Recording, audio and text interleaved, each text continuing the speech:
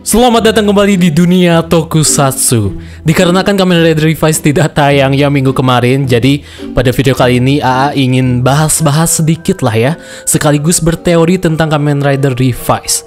Teman-teman boleh diskusi juga di kolom komentar tentang pembahasan dan teori di video ini.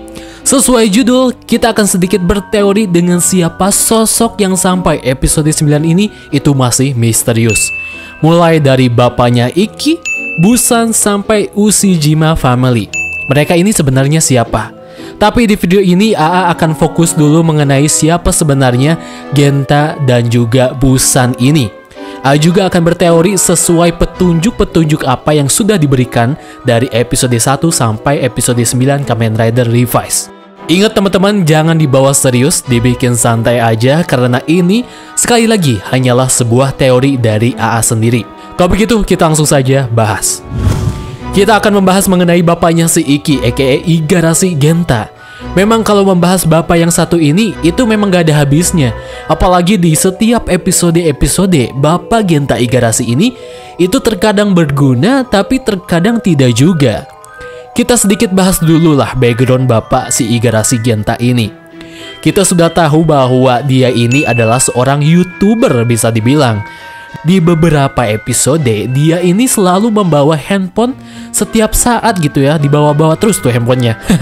Untuk membuat konten-konten yang katanya itu kebanyakan konten-kontennya itu mengenai video challenge.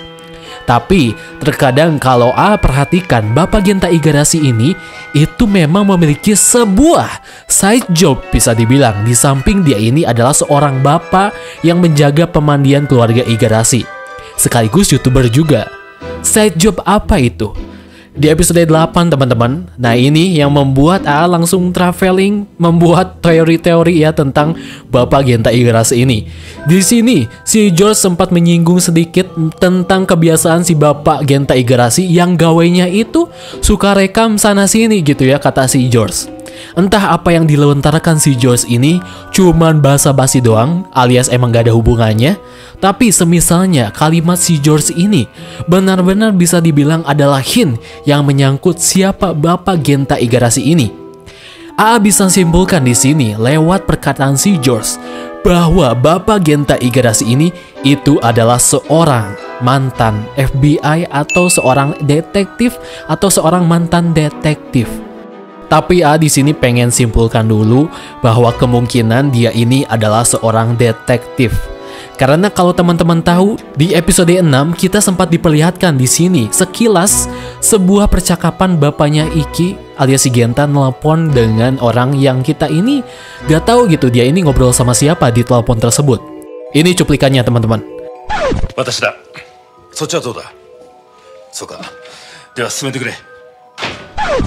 Nah itu teman-teman, bener-bener aneh kan? Dari percakapan yang Bapak Genta lontarkan ini, balik lagi, kalau dia ini mungkin saja seorang detektif. Wajar ya, kalau dia ini emang seorang detektif, dia ini itu seperti menyuruh anak buahnya.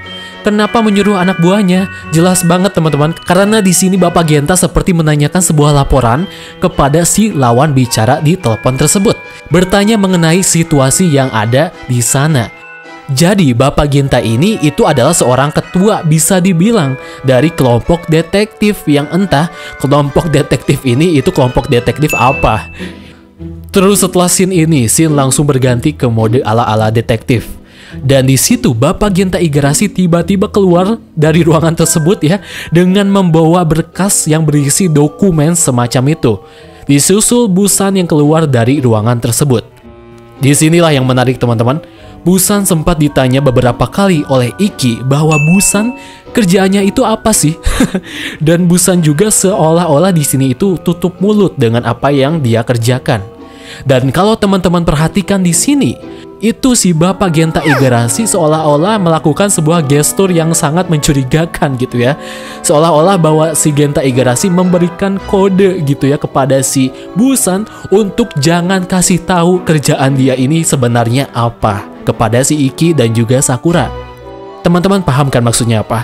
Dan bisa simpulkan di sini siapa sebenarnya Busan ini. Kayaknya dia ini adalah seorang detektif sama seperti Bapak Genta Igarashi.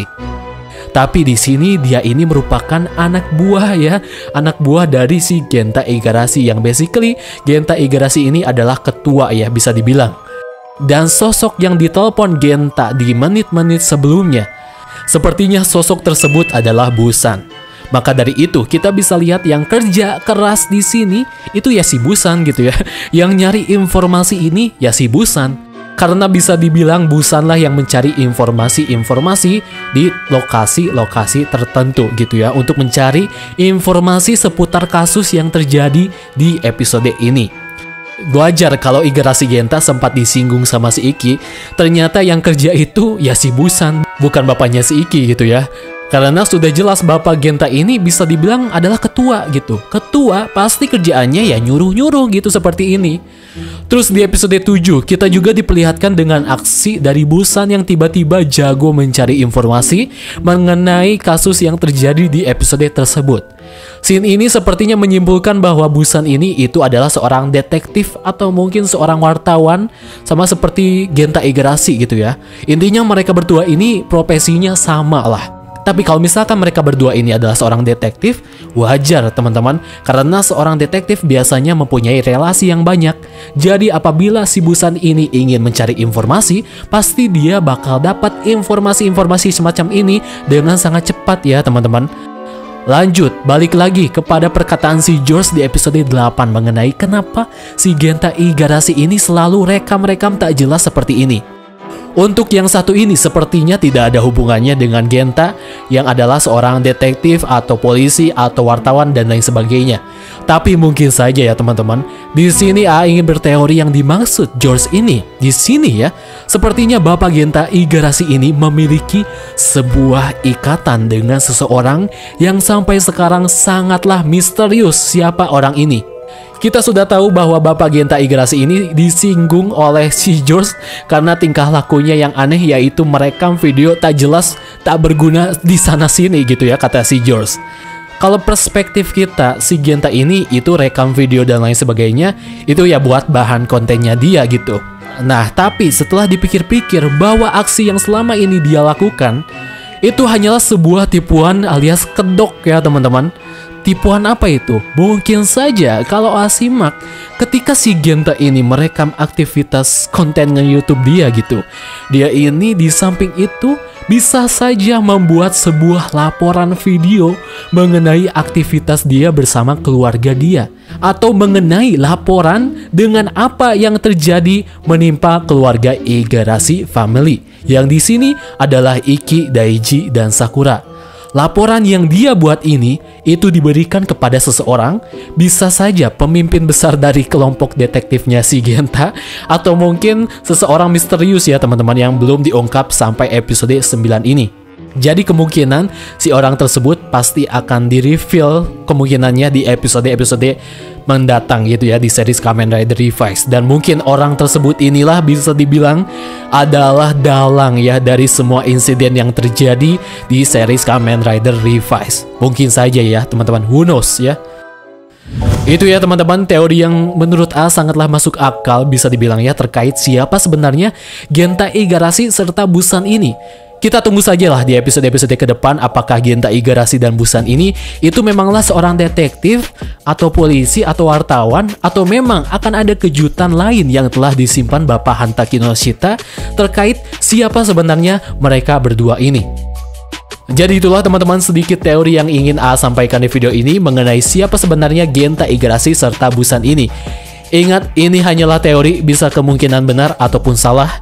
Kalau teman-teman punya teori tambahan ataupun lainnya, jangan sungkan untuk komen di kolom komentar di bawah.